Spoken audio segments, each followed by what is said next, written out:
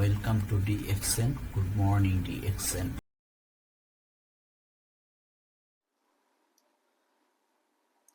DXN সিস্টেমে আমরা যারা নতুন তারা কেবলমাত্র নতুন একটা আইডি খুলেছি। এখন আইডি খোলার পরে আমরা অনেক সময় পিভি কি, এসভি কি, ডিপি কি, এমআরপি কি এগুলা বুঝতে পারতেছি না।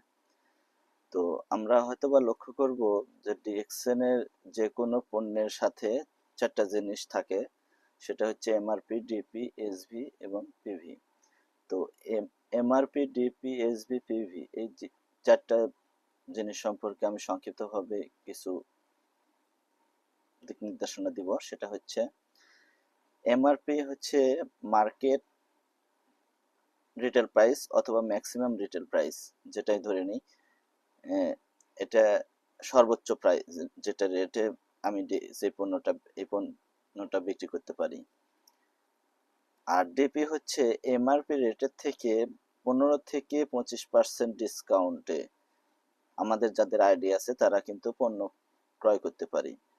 এটা হচ্ছে ডিপি, অর্থাৎ ডিসকাউন্ট প্রাইস। আর পিভিটা হচ্ছে প্রতিটা পণ্যের এগনেস্টে একটা পয়েন্ট ভ্যালু থাকে, যে পয়েন্ট ভ্যালু থেকে আমাদের পদোন্নতি আসে, বোনাস আসে। যার টিমে যত পিভি সে তত বোনাস পেয়ে থাকে। আর অরিজিনালি বোনাসের হিসাবটা করা হয় হচ্ছে এসবি থেকে। প্রতিটা পণ্যের সাথে একটা এসভিও আছে, অর্থাৎ সেলস ভ্যালু। এসভি মানে সেলস ভ্যালু, পিভি হচ্ছে point value, SV sales value.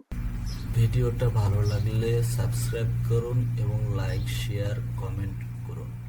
Good morning, DXN.